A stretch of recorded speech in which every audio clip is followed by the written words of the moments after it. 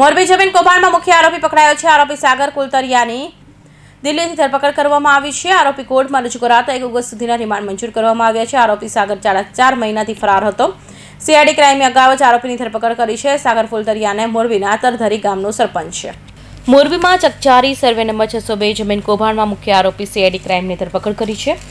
રવિ કોર્ટમાં રજૂ કરાતા 1 ઓગસ્ટ સુધી રિમાન્ડ મંજૂર કર્યા છે. સીઆઈડી ક્રાઇમ દ્વારા દિલ્હીથી મુંબઈ આરોપી સાગર કુલતરિયાની ધરપકડ કરી છે. મુખ્ય આરોપી સાગર કુલતરિયા મોરબીના તરધરી ગામના સરપંચ છે અને 4.5 મહિનાથી કૌભાંડનો મુખ્ય આરોપી સાગર કુલતરિયા ફરાર હતો. આરોપીને કોર્ટમાં રજૂ કરાતા 1 ઓગસ્ટ સુધીના રિમાન્ડ મંજૂર કરવામાં આવ્યા છે. મુખ્ય રોલ એ છે કે આ આખું જે જમીન ખરીદવાની હતી એ પોતે ખેડૂત છે એટલે એમના નામે જમીન ખરીદવાની છે.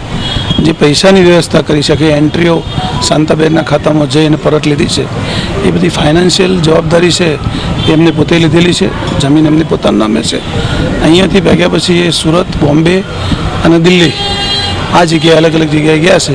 એ બાબતે અત્યારે વિગતવાર તપાસ ચાલુ છે. વજેપર સર્વે નંબર 602 કરોડની જમીનના ખોટા દસ્તાવેજ કરી પચાવી પાડવાના ગુનામાં આરોપીની ધરપકડ કરવામાં આવી છે. મોરબી સિટી એ ડિવિઝન પોલીસ મથકે ફરિયાદ બાદ સીઆઈડી ક્રાઇમ દ્વારા તપાસ કરવામાં આવી છે. સીઆઈડી ક્રાઇમ દ્વારા અગાઉ 4 આરોપીની ધરપકડ કરી હતી. કરોડોની જમીન પચાવવાની પાડવાના ગુનામાં પકડાયેલા આરોપી સાગર કુલતરિયા રિમાન્ડ મંજૂર થયા છે. કરોડોની કિંમતના જમીનના કૌભાંડ હજુ સરકારી બાબુઓ સુધી પહોંચવાની શક્યતા છે. કૌશિક પટેલનો report, Hind TV news, Surat.